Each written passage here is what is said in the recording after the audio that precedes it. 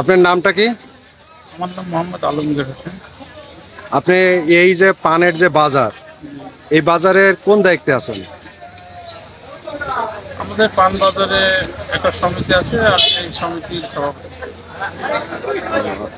এটা কি প্রতি বছরেই মানে কাজে এই কমিটিটা হয় নাকি আজীবনের জন্য? না, এটা এমন ধরনের কোনো কিছু না, হয়তো আমরা পান ব্যবসায়ী আছি, আমরা নিজেরা একটা সঞ্চয় এক জায়গায় গচ্ছিত রাখি এবং 2 বছর 3 বছর পরে এটা সদস্যের মাঝে বিলিয়ন করে দিই।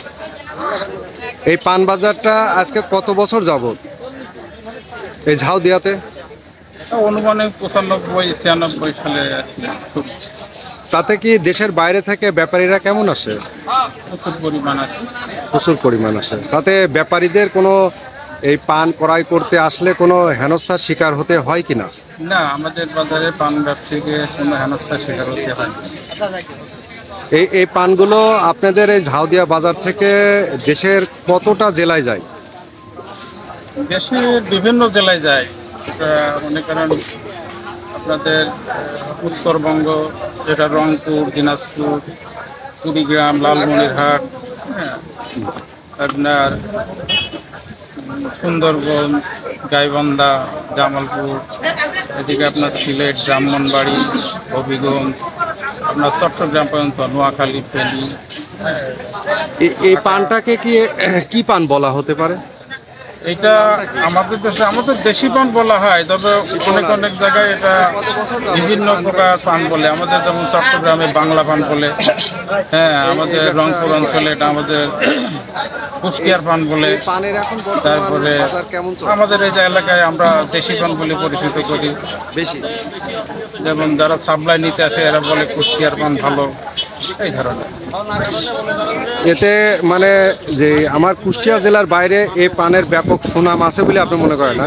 জি, কুষ্টিয়ার পানের মান ভালো এবং চাহিদা ভালো এবং সুনাম ভালো। এটা তাহলে সপ্তাহে বা মাসে কয়দিন এই হাটটা হয়? সপ্তাহে 3 দিন হয়, মাসে 21 দিন। 21 দিন।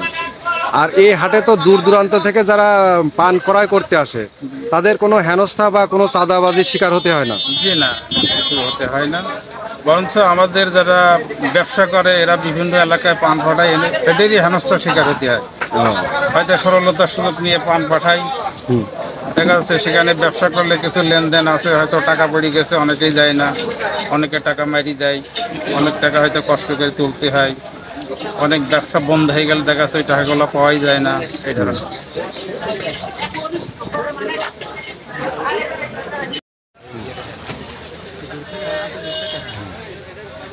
হ্যাঁ বলেন ভাই।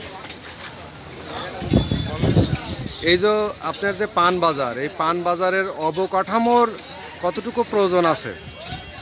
বর্তমান পান বাজার হিসাবে আমাদের জায়গা একটু কম। যদি জায়গাটা আর একটু বড় হতো তাহলে হয়তো ব্যবসায়িক জন্য একটু সুবিধা হতো।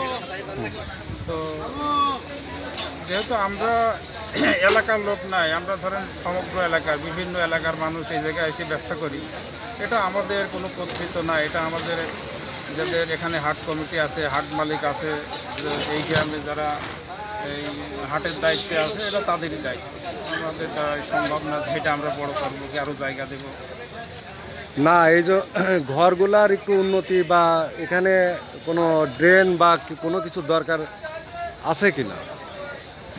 না, এখানে বাজার উন্নতি করতে হলে ঘরের অবশ্য আরও প্রয়োজন, ড্রেনের প্রয়োজন, যেমন পানি দিতে হয়, পানি বাড়ানোর একটা প্রয়োজন, সার্বিক মিলে সব কিছুই দরকার।